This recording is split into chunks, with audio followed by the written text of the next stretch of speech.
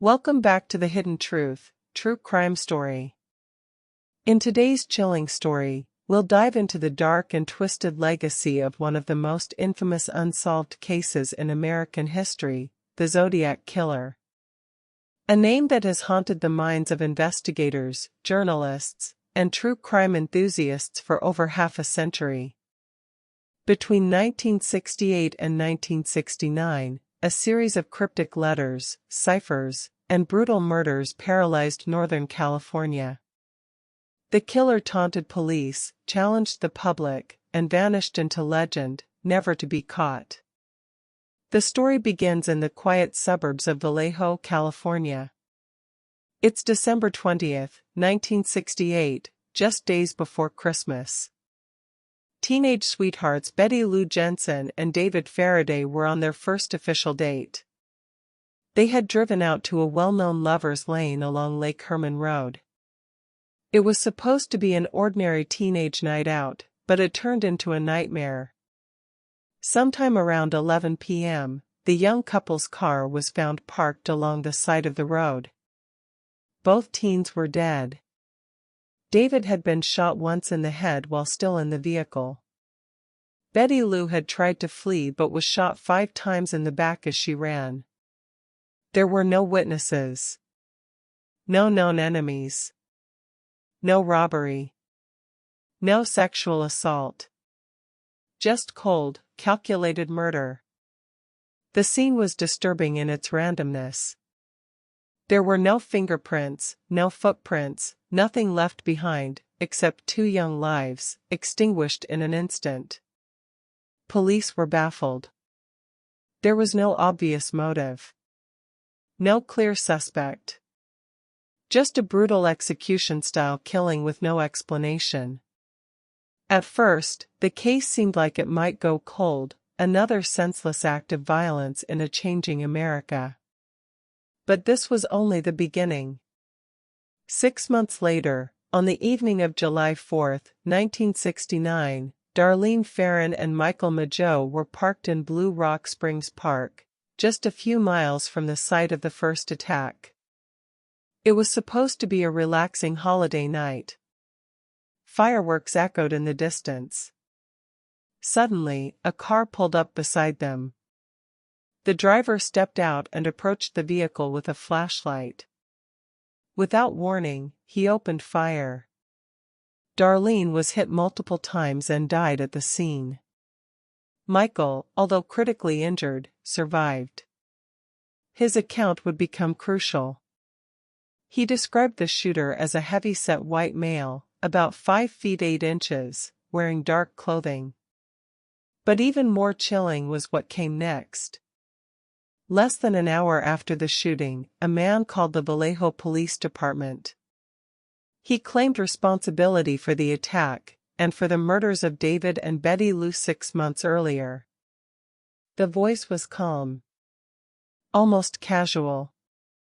He even gave specific details that had never been made public. It was the first time the killer spoke directly to authorities. And it wouldn't be the last. A month later, newspapers across the Bay Area received strange, typewritten letters. Each was nearly identical, claiming credit for the murders and containing 1/3 of a bizarre cryptogram. The killer demanded the letters be published or he would cruise around all weekend killing lone people in the night. He signed the letters with a mysterious symbol, a circle with a cross through it. The letters were strange, chilling, and unlike anything law enforcement had seen before. Each one was a puzzle. A threat. A message from someone who craved attention, power, and notoriety. He called himself the Zodiac. And with that name, a legend was born. Over the following months, more letters would follow, some with ciphers, others with threats, and many filled with sadistic boasts. He would reference past crimes and hint at future ones. Each communication painted a picture of a killer who not only enjoyed the violence, but thrived on the fear he could generate through words alone. The Zodiac wasn't just a murderer. He was a manipulator. A man who played the media and the public like a twisted game of cat and mouse. And worst of all, no one could stop him. As panic spread and newspapers scrambled to decode his riddles, the Bay Area was gripped by a new kind of terror. People avoided secluded places. Couples stopped parking in lovers' lanes. Police worked around the clock. But the Zodiac always seemed to be one step ahead. What kind of person could do this? What drove him to kill so mercilessly, then mock those trying to bring him to justice? The deeper investigators looked, the more questions emerged. And the more they realized, they were dealing with something far more terrifying than they'd ever imagined. And so begins the deadly saga of the Zodiac Killer, a case that remains unsolved to this very day. But this was only the beginning. As the body count rose and the Bay Area held its breath, the Zodiac wasn't satisfied with staying in the shadows. He didn't want to just kill, he wanted to be known, feared, and remembered. And that's when the letters started coming in waves. On August 1, 1969, three major newspapers, the San Francisco Chronicle, the San Francisco Examiner, and the Vallejo Times-Herald, received nearly identical handwritten letters. Each one began with the same bone-chilling words. Dear Editor, I am the killer of the two teenagers last Christmas at Lake Herman and the girl last 4th of July. He went on to describe the crimes in vivid detail, details only the killer could know. But the most unsettling part was what came next, a cipher. A mysterious block of letters, symbols, and strange characters that the Zodiac demanded be published in full. He claimed the cipher held his identity, hidden in plain sight. If you do not print this cipher by the afternoon of Fry.1 St of August 69, I will go on a kill rampage Fry. Night. This will last the whole weekend. I will cruise around killing people who are alone at night until sun night or until I kill a dozen people. The newspapers complied. Fear gripped the public as they stared at the cryptic puzzle on the front pages. What did it mean? Was it a code that could unlock the mind of a killer? Or just a sick game? The Zodiac had issued a challenge. And to his twisted delight, the world accepted.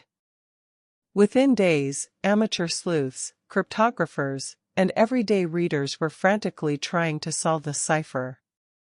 The mystery deepened until a high school teacher and his wife, Donald and Betty Harden, cracked the code. What it revealed was not a name, not a location, but a disturbing message.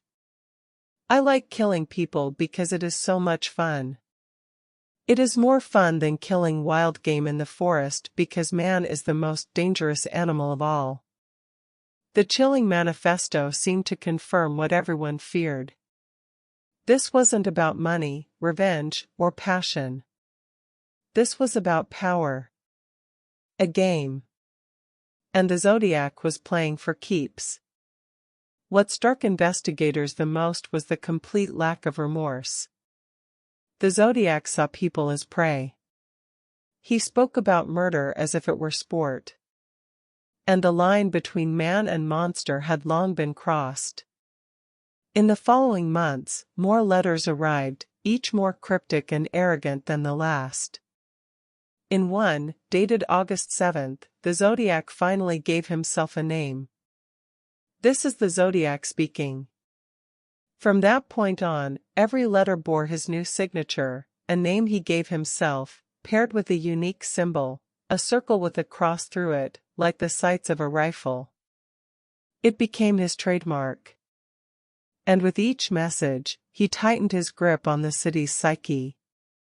In one letter, he included details about his victims' clothing and injuries, things that had never been made public.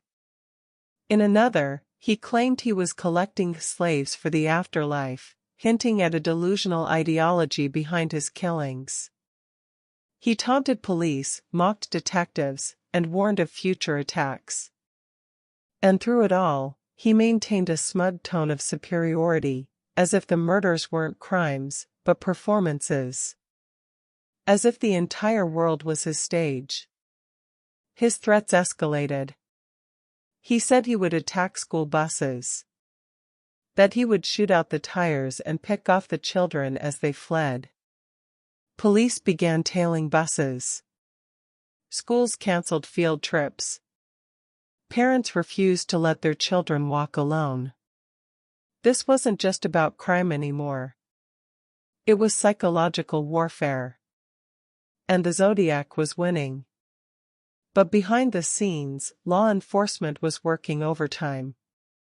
Dozens of investigators from multiple jurisdictions were collaborating: Vallejo, San Francisco, Napa County, the FBI. But the Zodiac was careful. Smart. He used gloves, avoided leaving fingerprints, and struck at random. There was no clear pattern. No way to predict when or where he would attack. The media's obsession didn't help. Each new letter was front-page news. Radio and TV hosts debated the meaning of his words. Amateur codebreakers flooded police stations with theories. And in that fog of speculation and fear, the Zodiac thrived. He claimed responsibility for more than 30 murders. Yet only 5 have been officially linked to him. Was he lying? Exaggerating? Or did the world only glimpse a fraction of what he was capable of? One thing was certain: the Zodiac was no ordinary killer. He understood people. He understood fear. And he understood how to manipulate both. As his taunts grew bolder and more elaborate, the world was left with an unshakable question: who was he? And worse, would he ever be caught? The story, however, doesn't stop here. What came next were 2 of the most brazen and haunting attacks in the Zodiac's timeline, ones that would leave behind more clues, more questions, and a lasting imprint on the American psyche. By late 1969, the Zodiac was no longer just a name whispered in fear, he was a phenomenon. A symbol of terror looming over the Bay Area. He had sent letters, he had confessed to killings, and he had planted himself in the media like a permanent scar. But the most horrifying display of his violence was still to come. And this time, he didn't hide in the shadows. It was September 27, 1969, a warm, clear Saturday afternoon at Lake Berryessa, northeast of Napa, California.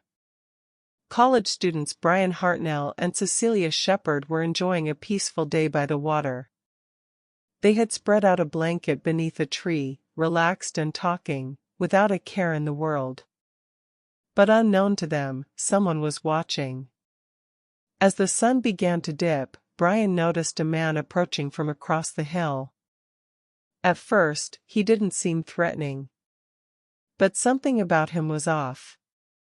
He wore a black hood that covered his entire face, with square holes cut out for the eyes and a symbol stitched onto the front, the now infamous circle with a cross. Around his waist hung a belt with a knife and what appeared to be a gun in his hand. The man spoke with a calm but controlled voice. He told them he was an escaped convict from a Montana prison, that he needed money and a car to get to Mexico. It was an elaborate lie. A chilling performance to disarm and confuse. Brian and Cecilia did as they were told. They cooperated, hoping it would all end without violence. But it didn't. After tying them up with pre-cut lengths of clothesline, the man pulled a knife and began to stab them, viciously, methodically. Brian was stabbed 6 times in the back. Cecilia was stabbed 10 times. The killer didn't rush. He took his time. Then he calmly walked back up the hill, drew a message on the door of Brian's Volkswagen Carmen Ghia, and vanished. The message was written in black marker. It read: Vallejo/December 20th, 68/July 4th, 69/September 27th, 69, 6:30 by knife. Below the dates, a symbol. The same one he had used in his letters. A full confession carved onto metal. At 7:40 p.m., just over an hour after the attack, a man called the Napa County Sheriff's Office. The voice was familiar, calm, emotionless, calculated. "I want to report a murder, no, a double murder. They are 2 miles north of park headquarters." They were in a white Volkswagen Karmann Ghia. The line went dead. Miraculously, Brian survived and was able to give police a description of the man's costume, his voice, and his actions. Cecilia, tragically, died 2 days later. Once again, the Zodiac had killed, and once again, he had vanished. Just 2 weeks later, he struck again. This time, in the heart of San Francisco. October 11, 1969, cab driver Paul Stine was working his shift in the upscale neighborhood of Presidio Heights. Around 9:55 p.m., he picked up a passenger near Union Square. The man asked to be taken to Washington and Maple Streets. But when the cab reached the destination, something went horribly wrong. A gunshot echoed through the quiet neighborhood. The killer shot Paul Stine in the head at point-blank range, killing him instantly. But this attack was different. This wasn't a secluded area. This was a busy city street. 3 teenagers in a nearby house witnessed the entire thing. They saw the man wipe down the cab, reach inside, and walk away calmly, almost casually, into the night. They described a white male, heavy-set, with reddish-brown hair and glasses. Police arrived minutes later, but it was already too late. In an unbelievable twist, a dispatcher mistakenly reported that the suspect was a black male. Officers searching the area actually passed the real killer, who matched the teen's description, but let him go. He slipped through their fingers in broad daylight. Days later, the San Francisco Chronicle received another letter. Enclosed with it was a piece of Paul Stine's blood-soaked shirt, torn directly from the body. The Zodiac had taken it as a trophy. A signature. Proof that he had struck again, and that he was watching. The letter was filled with mocking contempt. "School children make nice targets. I think I shall wipe out a school bus some morning. Just shoot out the front tire and then pick off the kiddies as they come bouncing out." The threat sent shockwaves across the city. Police escorted school buses. Parents panicked. The public demanded answers. But all authorities had were fragments, letters, descriptions, and bodies. Still no name. Still no arrest. This murder, more than any before, showed the Zodiac's escalation. He was bold. Brazen. He didn't need to lure victims to remote areas anymore. He could kill in the open. Leave evidence. Taunt police. And still disappear without a trace. The Lake Berryessa and Presidio Heights killings marked a chilling shift in his behavior. They demonstrated control, strategy, and an evolving level of cruelty. And through it all, he maintained his communication with the media, continuing to send letters, puzzles, and threats as if the murders themselves weren't terrifying enough. By this point, the Zodiac had become more than just a criminal. He was a myth. A walking nightmare. And the scariest part? He still wasn't finished. As the Zodiac's letters kept arriving, filled with twisted humor and veiled threats, law enforcement poured everything they had into uncovering the identity of the man behind the madness. But despite hundreds of tips, countless interviews, and a growing pile of evidence, the investigation hit wall after wall. Every new lead seemed to open more questions than answers. And then, one man emerged from the fog of uncertainty, a man who, to this day, remains the most talked about suspect in the entire case, Arthur Lee Allen. Allen was a former elementary school teacher from Vallejo, and in many ways, he seemed to fit. He was eccentric, intelligent, and had a history of disturbing behavior. In 1971, a friend of Allen's told police that Allen had made alarming statements about killing people, using a flashlight attached to a gun, and wanting to be called the Zodiac.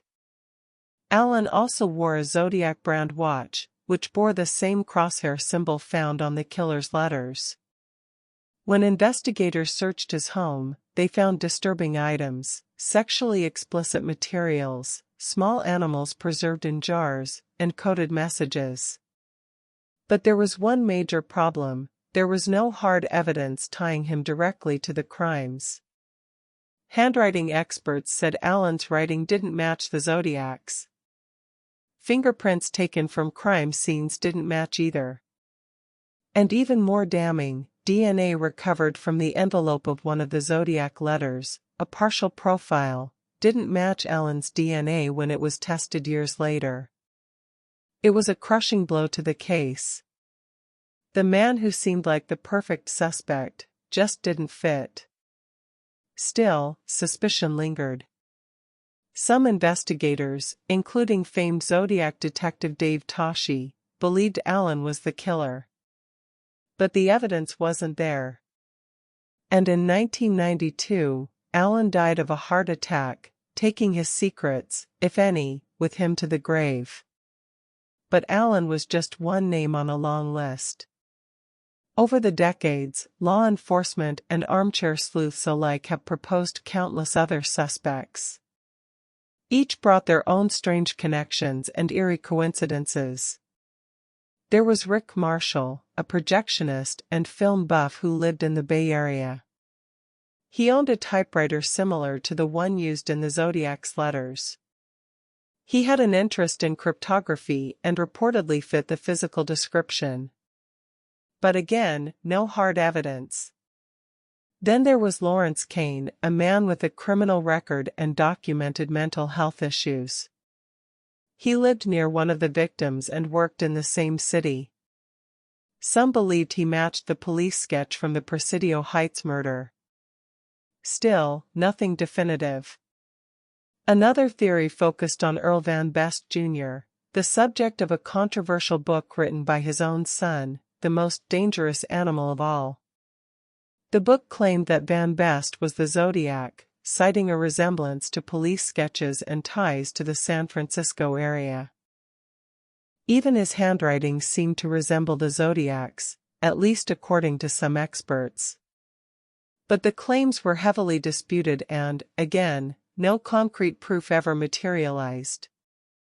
In recent years, a group called the Casebreakers claimed to have solved the mystery. They named Gary Francis Post, a deceased Air Force veteran, as the Zodiac. They pointed to scars on his forehead that matched the sketch, and alleged that coded messages contained anagrams of his name. However, authorities, including the FBI and local police, said the evidence was inconclusive. Post remains yet another maybe in a case full of what-ifs. And while names continued to surface, the Zodiac's voice grew quiet. After a final confirmed letter in 1974, mocking the film The Exorcist and calling it the best satirical comedy he'd seen, the killer disappeared. Some believe he died. Others think he simply chose to stop. Maybe he was never caught because he no longer needed the thrill. Or maybe he was closer than anyone imagined, hiding in plain sight. The investigation suffered from overlapping jurisdictions, procedural missteps, and the lack of modern forensic tools. The Zodiac struck in different counties, handled by different police departments who didn't always share information efficiently. Evidence was misplaced, suspects slipped through cracks, and timelines blurred over the years. Even the Zodiac ciphers remained elusive. His infamous 340-character cipher, sent to the Chronicle in 1969, remained unsolved for over 50 years, until 2020, when a team of private codebreakers finally cracked it. The message was chilling, but offered no name. I hope you are having lots of fun in trying to catch me. I am not afraid of the gas chamber. Still, the decrypted message lacked what everyone had hoped for: a confession, a location, a clue to his identity. It was another victory for the Zodiac, even from beyond the grave. The deeper investigators dug, the more the case seemed to resist resolution. DNA testing has offered hope, but even that has limitations. Many of the letters may have been handled by multiple people before preservation. The Zodiac may not have licked the stamps or envelopes himself. And the partial DNA profiles recovered have never led to a definitive match. The Zodiac case is a labyrinth. A hall of mirrors. Every path seems to circle back to the same question: who was he? And despite decades of research, thousands of pages of evidence, and untold hours spent chasing his shadow, the truth remains elusive. It's a puzzle missing too many pieces. But if the Zodiac wanted to leave behind a legacy of fear, confusion, and obsession, he succeeded. And in doing so, he became something more than a man. He became an enigma, one that still haunts the true crime world to this day. Decades have passed since the Zodiac Killer first made his presence known, stalking, striking, and disappearing like smoke.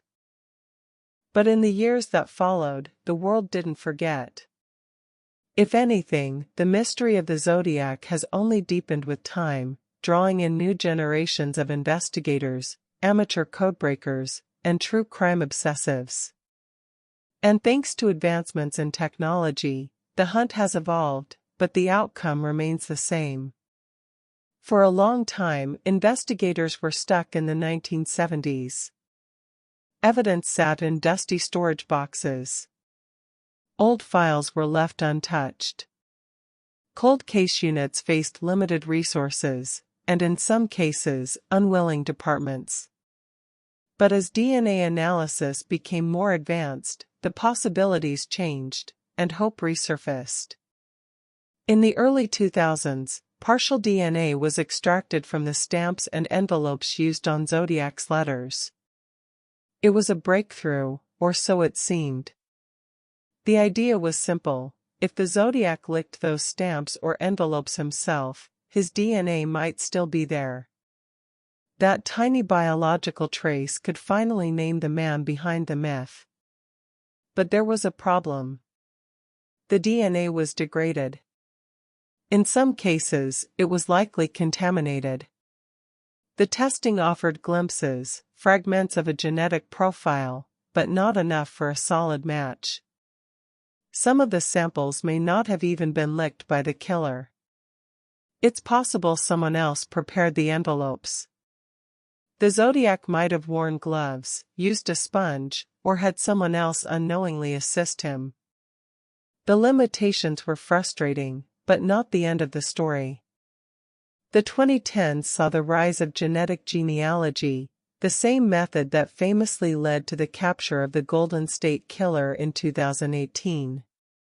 By comparing DNA from crime scenes to public genealogy databases, authorities could identify relatives of unknown suspects, build family trees, and narrow down suspects in ways that were once unthinkable. It was a game changer. Suddenly, decades-old cold cases began cracking open. Victims found justice. Killers were named. The public began to wonder, could this finally solve the Zodiac? The short answer: not yet. Despite efforts, the DNA linked to the Zodiac hasn't been usable in the same way. The full profile isn't there, or hasn't been officially confirmed. Police departments have been tight-lipped, often citing ongoing investigations. The San Francisco Police Department, the FBI, and local sheriffs across multiple counties have remained cautious, revealing little about what they know, or what they've tried. But in the absence of official breakthroughs, the internet has taken over. Online forums like ZodiacKiller.com and the ZodiacRevisited.com are flooded with theories, analysis, and user-led investigations. Reddit threads dissect handwriting, decode symbols, map out crime scenes, and match suspect photos to decades-old police sketches. Some spend years trying to crack the remaining ciphers. Others track down distant relatives of long-dead suspects, cross-referencing timelines, addresses, and personal histories. It's digital detective work, obsessive, sometimes messy, but always relentless. One of the most notable breakthroughs from the online world came in 2020, when a team of international amateur codebreakers, David Oranchak, Jarl Van Eyck, and Sam Blake, cracked the 340-character cipher, one of the Zodiac's most infamous unsolved puzzles. The cipher had remained a mystery for over 51 years. But using a combination of linguistic patterns, software, and human intuition, the trio revealed a disturbing but cryptic message. I hope you are having lots of fun in trying to catch me. I am not afraid of the gas chamber because it will send me to paradise all the sooner. Once again, no name. No location. Just another taunt. Another twisted monologue. But the fact that it was solved at all reignited public interest in the case. If this cipher could be cracked after half a century, what else might still be possible? Meanwhile, law enforcement continues to explore leads, publicly and privately. In recent years, the Casebreakers, an independent group of former law enforcement officials, claimed they had identified the Zodiac as Gary Francis Post, a deceased man with a military background, a history of violence, and facial scars that appeared to match the composite sketch. They pointed to cryptic links in the Zodiac's letters, claiming that if you removed certain letters from the ciphers using Post's full name, secret messages emerged. They believed he left behind evidence, witnesses, and a hidden trail of crimes. But the claim was controversial. Critics dismissed the evidence as circumstantial. The FBI and police departments involved declined to confirm the theory. Once again, it seemed the Zodiac was slipping through fingers, even in death. And yet, the story refuses to end. With each passing year, cold case units grow more sophisticated. New forensic tools emerge. Artificial intelligence now helps analyze handwriting. Digital voice modeling is being tested. Old letters are being re-examined with fresh eyes and modern lenses. Somewhere in all the data, there may still be something waiting to be found. For many, the Zodiac is more than just a cold case, he's a cultural ghost. He appears in films, books, documentaries, podcasts. His symbol is etched into our collective memory. And with every unsolved clue, he grows larger, more mythic, and more maddening. Some believe he was just a man, a bitter, delusional killer who got lucky, stayed careful, and slipped away. Others believe he was someone well-connected. Someone protected. Or someone who never even existed as we imagine, a persona made of multiple people, or a copycat killer chain. The possibilities are endless. The answers still elusive. And the most chilling part? The Zodiac could have been anyone. The man who held Northern California in the grip of fear may have lived a quiet life afterward. A neighbor. A teacher. A father. A friend. He may have walked among his victims' families, smiled at strangers, watched documentaries about himself. We may never know. But the world still looks. The hunt continues. Because even half a century later, the mystery burns too bright to fade. Over half a century has passed since the first shots rang out on Lake Herman Road, the moment when a nameless shadow stepped into history and began what would become one of the most disturbing crime sprees in American memory. The Zodiac Killer didn't just murder. He didn't just disappear. He turned his crimes into a spectacle, a cryptic performance, a puzzle, a psychological game that never ended. He made a city tremble. He humiliated the police. He used fear as a weapon and the media as his stage. But perhaps the most haunting part of the Zodiac Killer story is this. He was never caught. No courtroom. No confession. No justice. And as the decades passed, the manhunt became a mythology. The Zodiac transformed from a real-life killer into a symbol of obsession, of fear, of unanswered questions. His face, sketched from terrified memories, still stares back from old wanted posters, his eyes cold and unreadable. His cryptic letters, filled with arrogance and strange codes, continue to haunt pages and screens, as fresh as the day they were typed. But what does it mean when a man like the Zodiac vanishes without a trace? It means we're left chasing shadows, piecing together timelines and trying to decode madness. The Zodiac didn't just kill 5 people. He fractured lives, destroyed families, and left behind a legacy of silence. His victims, David Faraday, Betty Lou Jensen, Darlene Ferrin, Cecilia Shepard, Paul Stein, their names deserve to be remembered.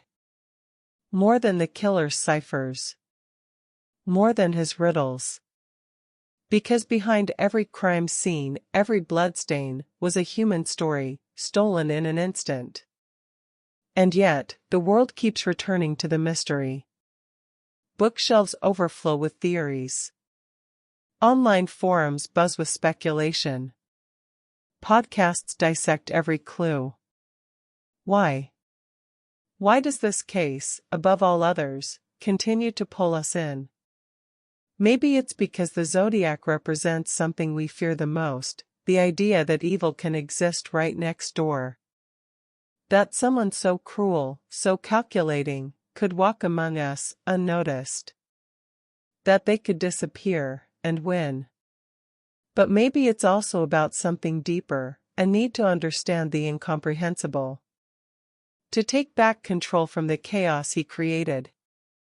To believe that no matter how much time passes, the truth can still rise to the surface. And maybe, that's why this case has never gone cold in the public's mind. Because we still want answers. We still want justice. And for many, the Zodiac isn't just a name from history. He's a challenge waiting to be solved. The technology we have today is light years beyond what investigators in the 60s and 70s had.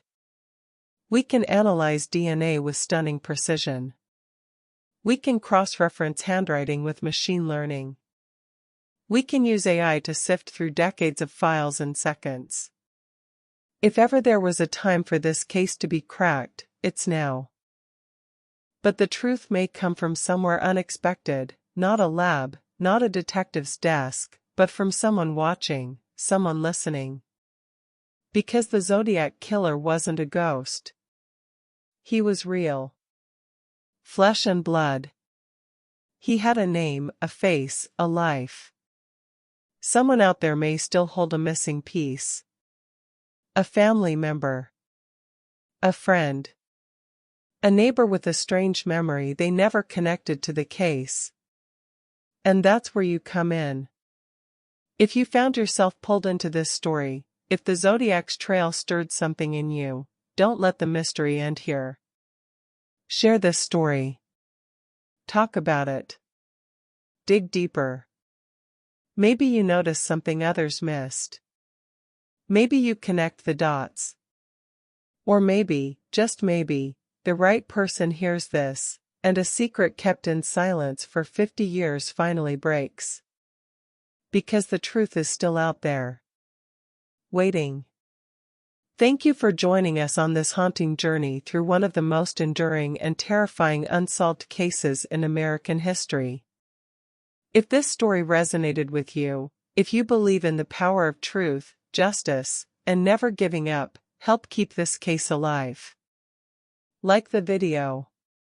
Share it. Subscribe to The Hidden Truth, True Crime Story for more deep dives into the darkest corners of real-life mysteries. Every week, we uncover the chilling, the unsolved, and the stories that demand to be told, with detail, respect, and a relentless pursuit of the truth. Because somewhere out there, answers are still waiting. And we won't stop searching.